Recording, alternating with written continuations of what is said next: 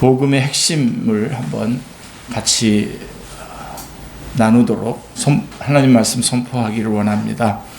로마서 4장 25절에 보면 예수는 우리가 범죄한 것 때문에 내줌이 되고 또한 우리를 의롭다 하시기 위하여 살아나셨느니라 라고 말씀하고 있습니다. 주님의 죽으심은 우리의 범죄함을 위하여 대신 지불하기 위해서, 그 죄값을 대신 지불하기 위해서인 것입니다. 자, 그런데 빚을 갚으러 간 사람이 붙들려서 돌아오지 않는다면 어찌 되는 것이겠습니까? 그것은 빚이 다 청산되지 않았다라고 하는 뜻이죠. 복음이 없는 것이 되는 것입니다. 자, 예수님의 부활은 이 첫째 아담이 행위 언약을 지키지 못해서 실패한 것을 예수님이 둘째 아담이며 마지막 아담이 되셔서 이 땅에 오셔서 직접 사시면서 모든 율법을 다 지키심으로 의를 획득하셨음을 확증해 주는 것입니다. 그게 부활입니다. 자, 예수님은 이 땅에 오셔서 십자가에 달려 돌아가심으로써 은혜 언약을 성취하셔서 우리의 죄를 용서해 주셨고, 또 이 땅에 오셔서 살으심으로 행위 언약에 따른 의를 획득하셔서 우리에게 예수 그리스도와의 연합을 통한 믿음으로 의를 전가해 주시고 우리를 의롭다고 해 주셨습니다. 아멘. 예, 아멘입니다. 그렇죠? 이게 칭의의 아주 중요한, 십자가와 부활이 칭의의 아주 중요한 것이죠. 창세기 2장 17절 말씀에 보시면 선악을 알게 하는 나무의 열매는 먹지 말라. 내가 먹는 날에는 반드시 죽으리라 라고 했습니다. 웨스트민스터 신앙고백서에도 보면 19장에 보면 바로 이 율법이 어떤 모세로부터가 시작이 아니라 바로 이 창세기 2장 17절부터 창조로부터 시작된다라고 하는 것을 말씀하고 있는데요. 자, 아담은 열매를 먹고 죽었습니다. 자, 그런데 둘째 아담이신 예수님은 먹어서 실패한 죄의 값을 지불하시기 위해서 십자가에 죽으시고 이 땅에 사시면서 처음부터 요구했던 그 언약을, 율법을 다 지켜내심으로 부활하셔서 우리를 의롭다고 하셨습니다. 그러므로 우리를 의롭다 하시기 위하여 살아나셨느니라 라고 하는 로마서 4장 25절 말씀은, 즉 이 살아나심은 우리의 죄가 다 청산되었다라고 하는 것을 증거하는 것입니다. 아멘이죠. 온전한 제사로 제물이 드려지고 하나님께 연락되었다라고 하는 의미인 겁니다. 그러므로 복음의 핵심은 주님의 죽으심과 부활하심, 다시 살아나심에 있는 것입니다. 자, 그리스도인이라면 당연히 알아야겠지만 여전히 모르고 있는, 복음에 대해서 여전히 모르고 있는 것을 발견하게 됩니다. 자, 기독교의 가장 핵심적인 진리를 한 단어로 말하라고 한다면 복음입니다. 복음. 자, 그런데 불행하게도 오늘날 교회 안에는 이 복음이 무엇인지를 모르고 신앙생활을 하는 사람들이 상당히 많습니다. 우리 축제교회의 경우는 조금 예외라고 하고 싶은 마음도 있습니다만은, 그래도 우리 가운데 아직도 이 복음에 대해서 명확하게 잘 모르고 신앙생활을 하는 사람들이 상당히 많습니다. 기독교인이라고 하면서도 자신이 무엇을 믿는지를 다른 사람에게 제대로 설명할 수 없는 사람들이 꽤 많이 있다는 것입니다. 다른 사람에게 설명할 수 있어야 되잖아요. 그런데 스스로가 남에게 설명할 수 없는 진리가 자신이 정말 믿는 진리라고 말할 수 있겠습니까? 기독교의 가장 핵심이며 더 나아가 기독교의 전부라고도 할 수 있는 복음이 무엇인지를 설명할 수 없으면서 나는 진리를 믿는 기독교인이다 라고 할 수 있겠습니까? 기독교의 믿음은 복음이 무엇인지를 깨닫는 것입니다. 거기에서부터 시작이 됩니다. 우리 김은남 집사님이 당당하게 등장하셨습니다. 자, 기독교의 믿음은 복음이 무엇인지를 깨달음에서 시작이 되는 것입니다. 그리고 복음의 은혜를 체험함으로 깊어지며 궁극적으로는 복음의 주체이신 예수님을 천국에서 만남으로 구원의 완성에 이르게 되는 것입니다. 네, 많은 사람들은 복음을 기독교인이 되는 기초 단계에서 접하는 어떤 지식쯤으로 생각을 합니다. 하지만 복음은 단지 기독교의 기초 정도가 아닙니다. 예, 기초인 것도 분명합니다. 굉장히 중요합니다만은 그것이 다가 아닙니다. 복음은 기독교의 기초인 동시에 기독교인의 삶을 지탱하며 완성하는 기독교의 전부입니다. 예. 저는 제가 목사 안수를 받을 때 이런 고백을 한 적이 있습니다. 제가 지금도 이렇게 저는 늦게 목사 안수를 좀 늦게 받았는데요. 지금까지도 이렇게 열심히 주의 복음을 스스로 열심히 주의 복음을 열심히 전하고 있는 것은 그 사이에 무슨 복음을 전하는 어떤 능력이나 어떤 스킬들이 저에게 이렇게 훈련되어져서 하는 것이 아니라 내가 얼마나 아찔한 곳에 있다가 얼마나 영화로운 곳으로 옮겼는지에 대한 그 구원의 감격, 복음을 통한 그 구원의 감격이 지금도 이 일을 이렇게 감당하게 해주신 겁니다 라고 고백한 적이 있습니다. 바로 여러분도 마찬가지입니다. 이 예수님의 십자가와 부활로 이 복음으로 우리가 구원을 받았고 그 받은 구원이 오늘날 우리들의 신앙의 삶의 그 원동력인 거죠. 그것이 원동력이고 그 안에서 지금도 우리는 계속해서 주님을 추구하면서 살아갈 수 있게 되는 것입니다. 예. 그래서 복음은 기독교의 기초인 동시에 기독교인의 삶을 지탱하며 완성하는 기독교의 전부인 것입니다. 그러므로 복음은 기독교의 시작과 과정과 그 완성 모두와 밀접하게 연결되어 있습니다. 예. 어디에서 어느 단계에서도 빠지지 않습니다. 따라서 기독교를 한마디로 정의하면 복음이라고 할 수 있으며 사실은 복음이 기독교의 그 자체인 것입니다. 복음인 것입니다. 자, 그렇다면 이 복음의 실체는 무엇이며 복음의 구체적인 내용이 뭡니까? 예. 얼마 전에 저희가 진리에 대해서 얘기했습니다. 진리가 무엇이냐라고 했을 때 진리는 예수 그리스도입니다. 예. 그럼 복음은 뭐냐? 예수님의 십자가와 예수님의 부활입니다. 성경에서 복음을 구체적으로 설명해 주는 규절을 보겠는데요. 오늘 우리가 본문으로 읽었었던 고린도전서 15장 1절로 4절 말씀해 보시면요. 제가 한번 읽어 드릴게요. 형제들아 내가 너희에게 전한 복음을 너희에게 알게 하노니 이는 너희가 받은 것이요 또 그 가운데에 선 것이라.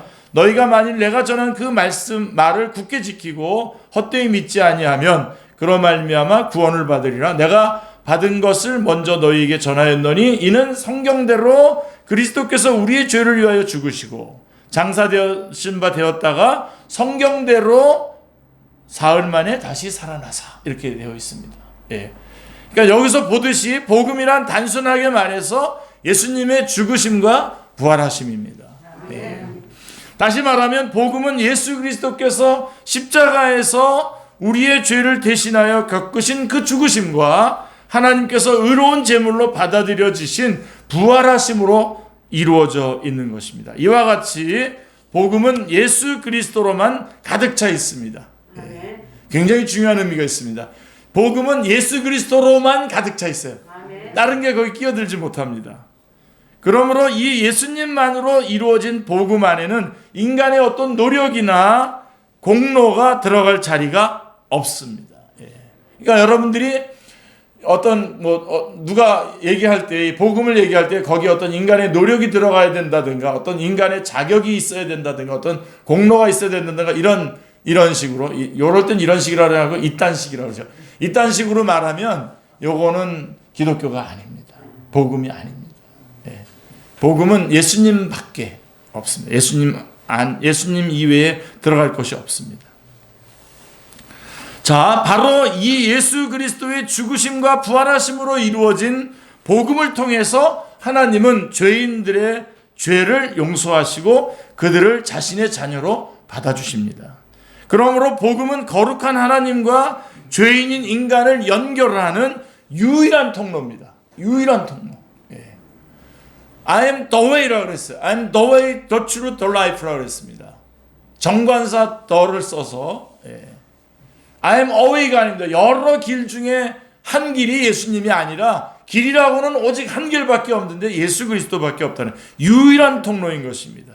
자, 이것이 의미하는 바가 무엇입니까? 하나님이 죄인인 인간을 용서하시고 받아주시고 사랑하시는 유일한 근거가 인간의 어떤 노력이나 성취에 따른 것이 아니라 오직 복음의 은혜로만 근거한다라고 하는 것입니다. 오직 복음의 은혜에 의한 것이다 라고 하는 것입니다. 예. 아주 이 부분에 대해서 아주 분명하게 아주 깨끗하게 정리하셔야 됩니다. 예. 우리 그리스도인들이 복음으로 구원받아 놓고선도 그 신앙생활을 하거나 어떤 사회생활을 하거나 어떤 관계를 설정하는 가운데 은근히 다시 인간의 공로나 어떤 이런 다른 어떤 인간의 자격이라든가 어떤 노력이라든가 이런 것들을 집어넣고 다시 기준을 설정함으로 말미암아 기독교가 변질이 되는 겁니다. 어느 단계에 와 있어도 우리는 또다시 어디에서 기준을 삼아야 됩니까? 예수님의 십자가와 부활에서 출발을 해야 되는 것이죠. 예. 복음은 하나님의 은혜가 사람의 노력이나 열심에 달린 것이 아니라 오직 예수님이 이미 이루어 놓으신 십자가의 공로에 달려 있음을 보여주는 것입니다. 자, 복음은 스스로의 노력으로 하나님 앞에서 의로워지려고 하는 인간의 종교적인 본능을 정면으로 부인합니다. 예. 종교적인 것. 예. 종교와 차이가 나는 겁니다. 예. 뭐 종교와 복음에 대해서 제가 좀 차이점과 공통점을 좀 얘기했었죠. 공통점이라고 하는 것은 둘 다 인간이 연약하다라고 하는 것을 다 인정합니다. 그리고 또 영원한 존재가 필요하다는 거 다 인정해요. 근데 종교는 어떻게 이것이 인간의 힘으로 가능하다는 거예요. 근데 우리 복음은요, 인간의 힘으로는 안 된다는 겁니다. 누가? 예수 그리스도죠. 그래서 다른 종교들은 다 출발 지점이 어디냐면 인간의 고통에서부터 출발을 해요. 그래서 그것을 해결해 주는 사람이 교주가 되는 거예요. 해결해 주는 방법이 그들의 교리가 되는 거예요. 근데 우리는 어디서부터 출발하냐면 고통에서 출발하지 않습니다. 죄에서부터 출발합니다. 죄에서부터 출발하기 때문에 항상 어디를 만나야 되냐면 예수님을 만나야 됩니다. 아멘. 죄의 문제를 해결해 주신 유일한 분이 예수 그리스도이시기 때문에 그렇습니다. 예. 그래서 종교적인 사람들이 살아가는 잠재된 기본 원리는 나는 하나님의 법을 지킨다. 그러므로 하나님은 나를 인정하고 받아들이신다인 겁니다. 내가 하니까 하나님이 받아준다는 겁니다. 아멘. 하지만 복음은 완전히 다릅니다. 다른 차원으로 작용합니다. 복음의 잠재적 기본 원리는 뭐냐면 하나님께서는 나를 예수 그리스도 안에서 이미 받아들이시고 인정하셨습니다. 그러므로 나는 하나님의 말씀에 순종한다라고 하는 것입니다. 예. 다르죠, 그죠? 나는 하나님을 순종하고 섬긴다는 것입니다. 그래서 종교적인 사람들은 하나님께 받아들여지기 위해서 율법을 지키려고 노력을 합니다. 하지만 결과는 오히려 하나님으로부터 점점점 멀어집니다.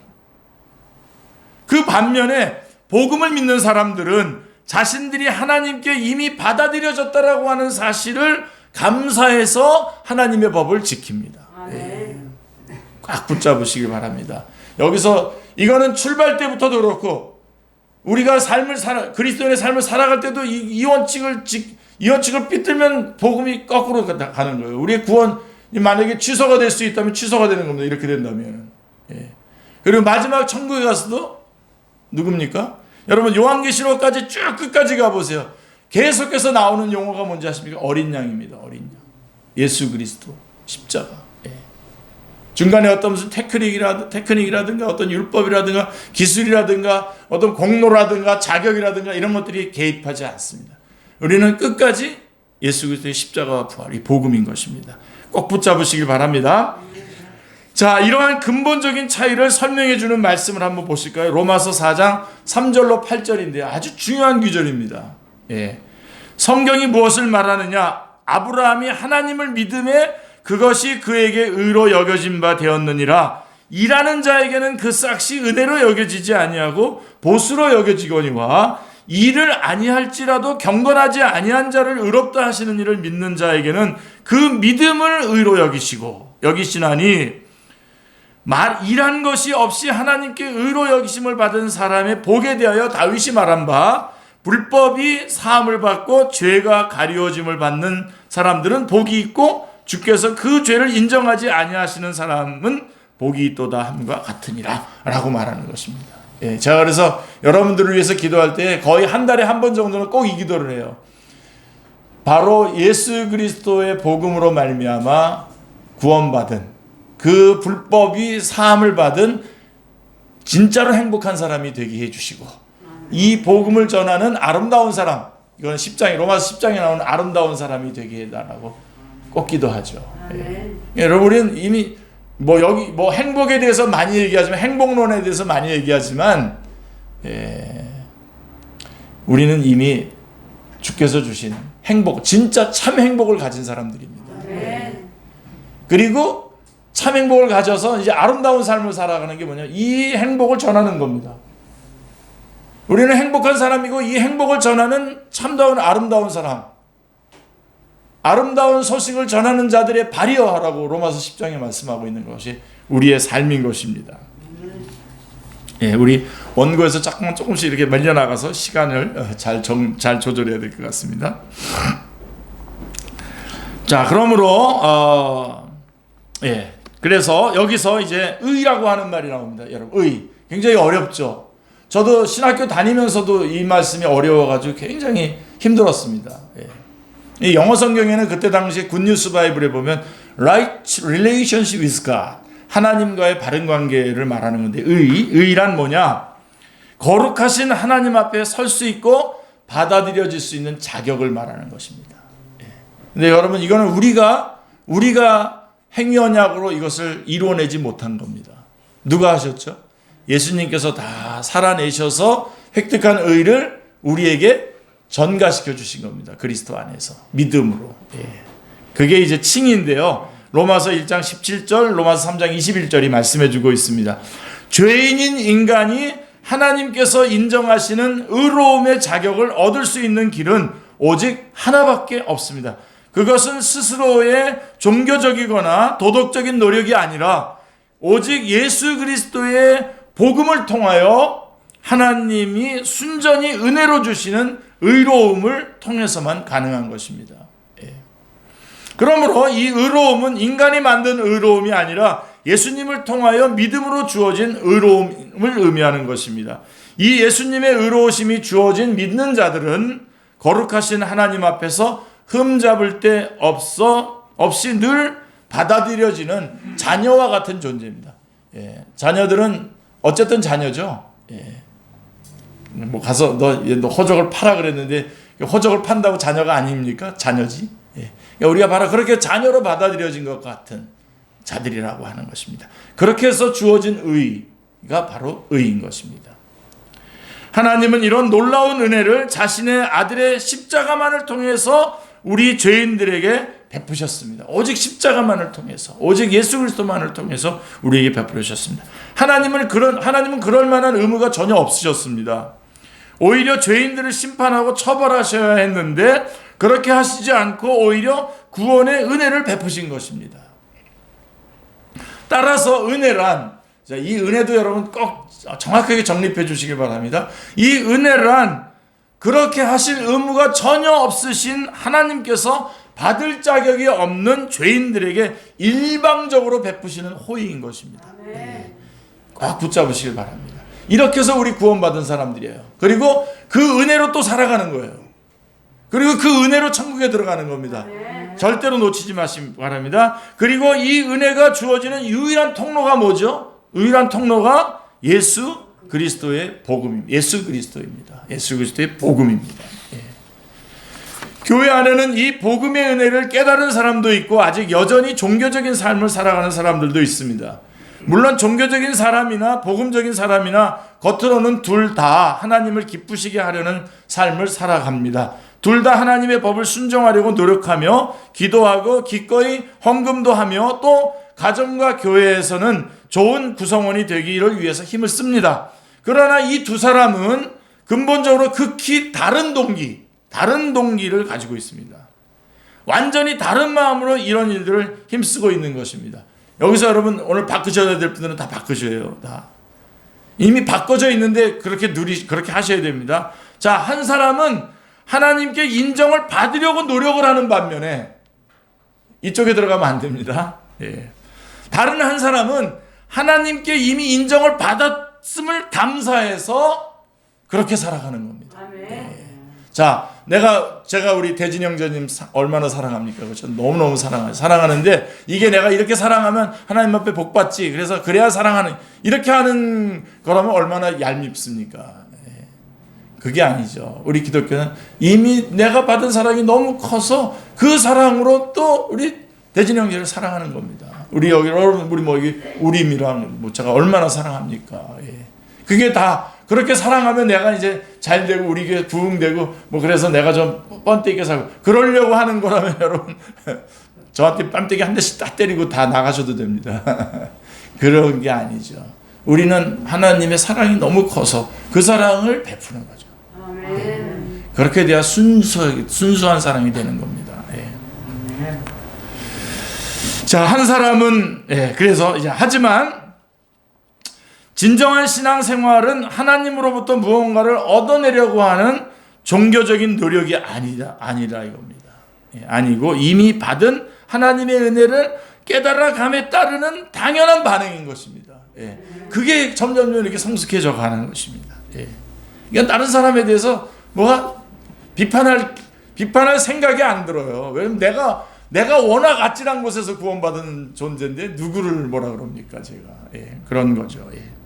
신앙이란 내가 하나님을 감동시키는 것이 아니라 어떻다고요? 하나님이 나를 감동시키고 나는 그 감동에 그 감동으로 하나님을 찬양하고 예배하는 가운데 주님을 위해서 내 생을 다 바쳐야 되겠다라고 하는 헌신으로 이렇게 이어지는 거 아니겠습니까? 자, 그래서 1단계 신앙생활의 1단계, 3단계 이거 제가 만들어서 전 세계에 지금 퍼치고 있는데 잘 안 퍼지고 있습니다. 안 퍼지고 있는데 자 1단계가 뭐냐? 신앙생활의 1단계가 뭐냐면 성경 공부를 열심히 하는 겁니다. 하나님의 말씀을 열심히 공부하는 겁니다. 그래서 하나님이 행하신 일들을 깨달으면서 감동을 받는 거죠.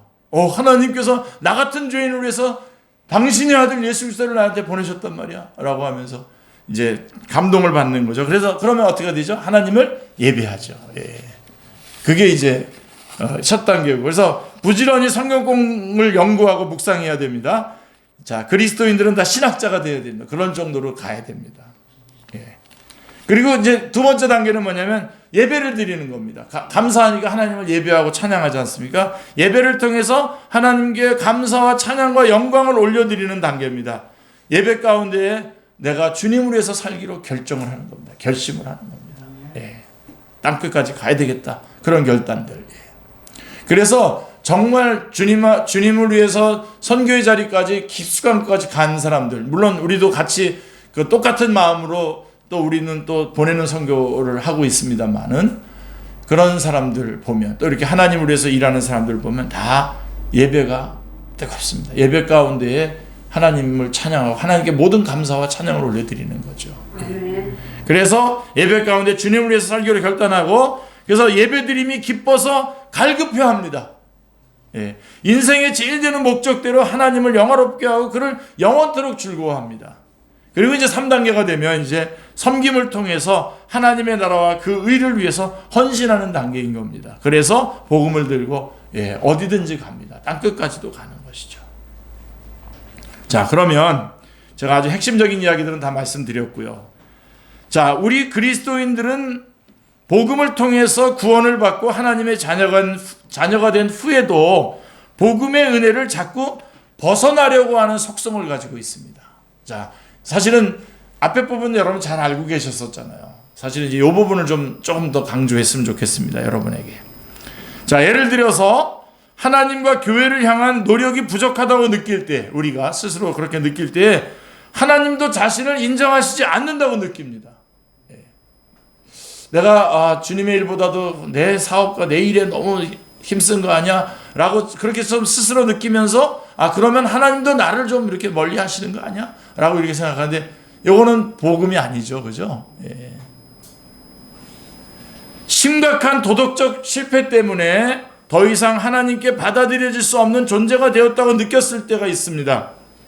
사실 많은 그리스도인들이 자신들의 거듭되는 삶의 잘못과 실패 때문에 하나님의 인정과 사랑이 더 이상 예전과 같지 않을 것이다 라고 하는 그런 체념하는 마음으로 살아가는 사람들이 많습니다.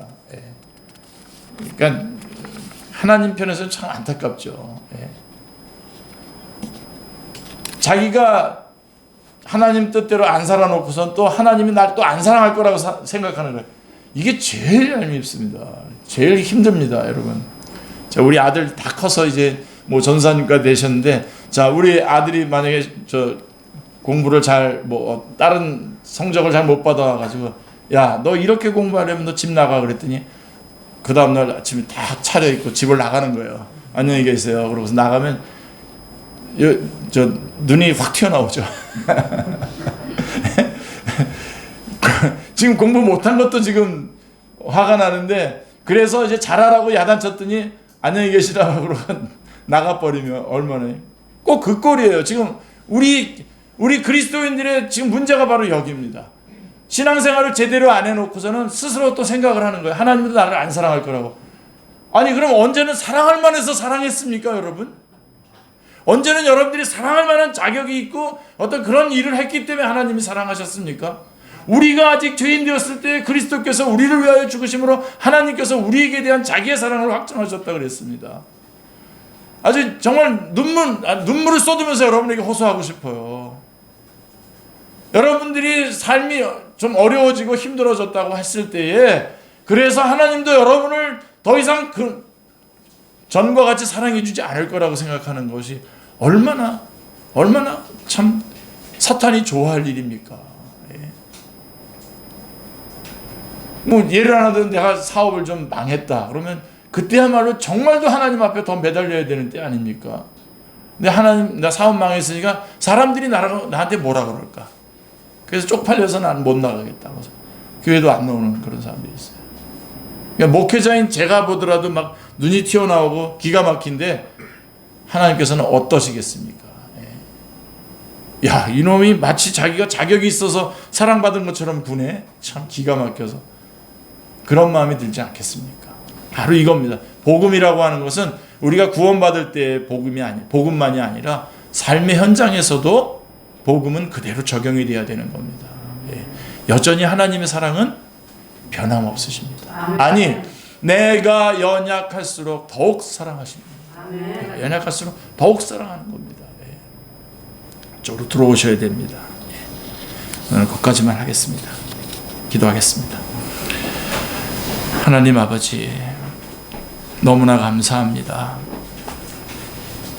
저희들이 죄인 되었을 때에 이 땅에 오셔서 그 모든 우리들이 겪어내야 될, 우리들이 살아내야 될 그런 삶을 다 살아내시고 또 십자가에 달려 돌아가셔서 저희들의 죄값도 다 지불해 주시는 놀라운 주님의 복음을 저희가 오늘 이제 깨닫고 알았습니다. 하나님, 처음부터 주님께서 사랑하셨던 그 사랑을, 사랑의 그 복음의 그 감격을 주님께서 저희들 안에 계속 역사하여 주셔서 어떤 순간에도 주님의 사랑을 의심하는 어리석은 자리에 들어가지 않게 하여 주옵소서. 저희가 연약할수록 오히려 주님께서는 저희들을 더욱 사랑하시고 더욱 온전한 자리로 인도해 주심을 믿습니다. 하나님, 우리 구원의 그 근거를 우리 안에서 찾지 않도록 저희들을 주장해 주시고 오직 주님 안에 저희들의 모든 구원과 복과 영원한 생명이 근거되어 있음을 깨닫고 그렇게 살아갈 수 있도록 저희들을 인도하여 주시옵소서. 예수님의 이름으로 기도드리옵나이다. 아멘.